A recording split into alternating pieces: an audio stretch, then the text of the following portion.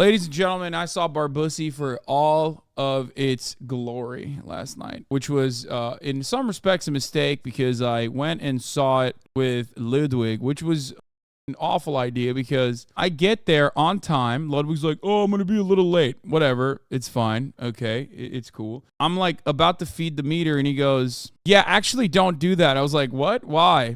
He goes, yeah, so I lied to you. I said I got tickets, like I acquired tickets for all of us, and I actually didn't do that.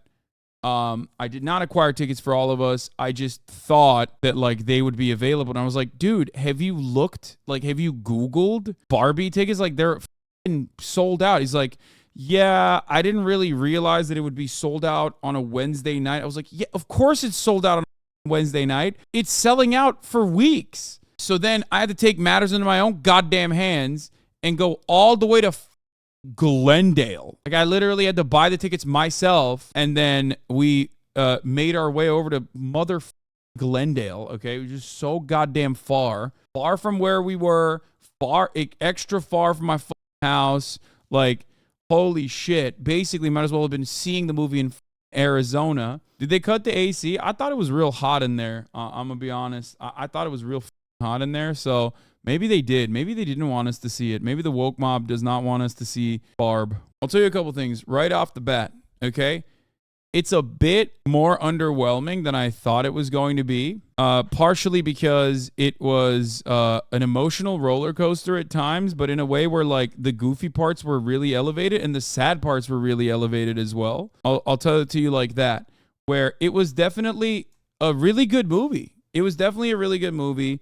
Movies are back. Watching it in the movie theater, all of that stuff was great. I mean, guys, I dressed up. I wore pink. You know what I mean? It was pretty awesome. So yeah, I'm no longer rectangular. I'm actually Ken. I'm just Ken. That song lives in my mind. It occupies so much real estate in my mind. Couple thoughts right off the bat. Casting wise, Ryan Gosling is such a phenomenal actor. He is so goddamn good as Ken. He's so good. He is a cut above all the other Kens. Simu Liu was pretty good too, but like you can tell, like he is so good at the role that he was supposed to play. However, he did come across a little old, and it made me feel old because like I grew up with Ryan Gosling being like on the silver screen, you know what I mean, in Tinseltown. So like I just felt like he looked old, even though he was brilliant as Ken. I will admit. So he basically outacted the role. Ryan Gosling, Ken, was the same role as in Driver. That's funny. Your Barbie movie, Ben Shapiro take, got 97% up dudes on Toilet Paper USA. Oh, it did? Didn't I? I saw Barbie last night. I don't even know what Ben Shapiro could be mad about other than the fact that he failed as a screenwriter and never everything offends him. Yeah. Okay, so before we get into the politics of the movie category, a couple things that stand out for me. Like I said, the goofy, silly, funny parts were so goofy and silly and funny, but then I wasn't really expecting to be like on an emotional roller coaster where the sad parts were so elevated and so sad. I felt like I got whiplash by the end of the movie where I was just like, holy shit. Like there were so many moments where it was just like, it made me so sad. The moment that actually made me literally almost tear up was the park bench. The park bench moment was a unique one. That's not a spoiler in and of itself. Shut the up. The park bench moment, like actually I almost cried. I was very close to crying. I got I got really in my fifis, okay? But because I'm a man, I held myself back. I held my tears back. I didn't cry. Okay. Anyway, not that there's anything wrong with that, but it was a beautiful moment. The politics of the show, the movie is ham-fisted. Obviously from my perspective. Overall, there's like really a lot of signifiers to neoliberalism and how bad that is, which is really interesting. Like you would not really expect that in a movie, right? Guess what? No, we have officially commodified like left-wing critiques of capitalism. It's done. It's over. It's happening. You're going to see a lot more of that in the movies. You know, a lot of people are going to give you surface level critiques of neoliberal capitalism. There are a lot of ham-fisted moments like that. I don't know why I, in a weird way, expected this to be just like a fun-loving movie that wasn't simply going to be a marketing movie, an entire movie dedicated to a Mattel doll.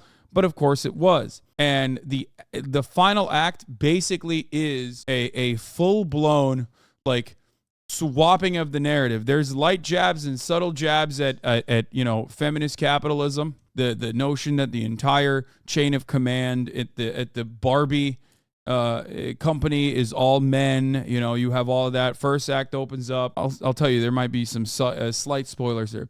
First act opens up. Spoiler alert, you've been warned. First act opens up with the Barbie universe being this like very obvious counter to how the real universe exists, right? It's almost a matriarchy. Everyone's a woman. Everyone in positions of power is a woman. Then there's like an existential crisis that Barbie goes through, and then she goes to like the weird Barbie. She realizes that the existential angst is being caused by whoever's playing with her in the real world actually feeling horrible. Barbie goes on her own journey. Now, that's basically the short and sweet of it. It's a pretty basic subplot of just the dynamics of gender in some ways, and how it bears itself out in the real world, and how those dynamics are commodified by a company like Mattel. First act is basic. Second act, you move into the real world where Barbie gets hit with cold hard facts about the patriarchy.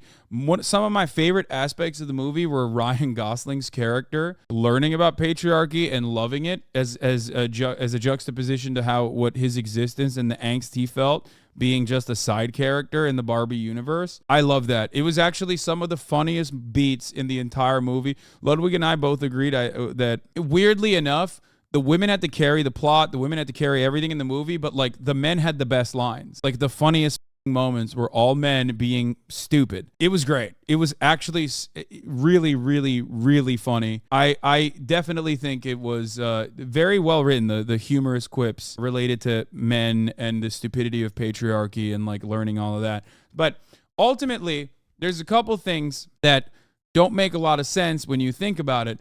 The juxtaposition between Act 1 and Act 2, Barbie world versus the real world where patriarchy dominates, is supposed to basically show us, and Mattel's commodification of matriarchy as a mechanism to, like, I guess, solve the problem of patriarchy, and then that revelation that it is not happening, obviously through the selling of a toy such as Barbie, is completely overridden by the final act of the movie, where you really remember that this is kind of a rudderless ship that isn't necessarily going anywhere, and it's basically a 2-hour-long ad for Mattel and Barbie in general, because it's basically bringing you back in on the final act to say, hey, this is a labor of love.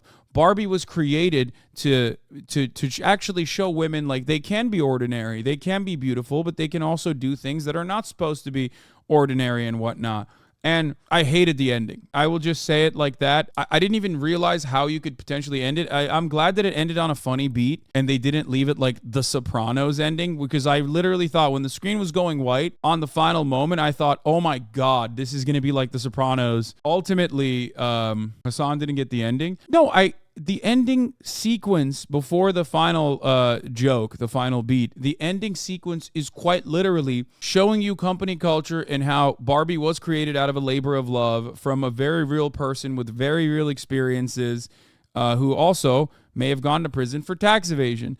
One thing that I had seen before I even watched the movie that I thought was very interesting, and it just like stuck with me, was that under a patriarchal construct, women are supposed to be servile and work in service of men, and they exist simply to serve men. Whereas in the matriarchal construct of Barbie Land in the beginning, women are dominating everything, but they're not dominating the men. The men are just kind of there, right?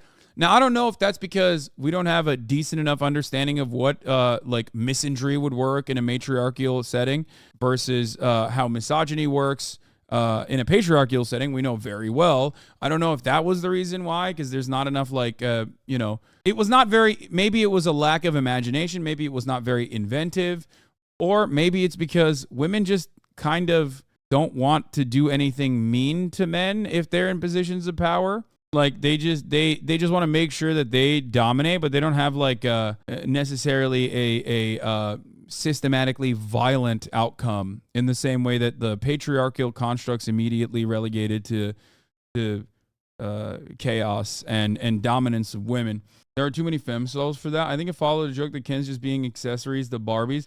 Yeah, for sure. It could be something as simple as that. Wasn't the Barbie treating the Kens like men treat women in the real world, and I felt the point was missed in the movie? No. I don't think the Barbies treated the Kens like men treat women in the real world at all. Not at all. They didn't make the Kens servile at all. They basically just made the Kens exist. The Kens themselves were rudderless and did not have a sense of direction or a sense of duty beyond like being admired by the Barbies. They wanted to be ogled by the Barbies, but they were basically just there.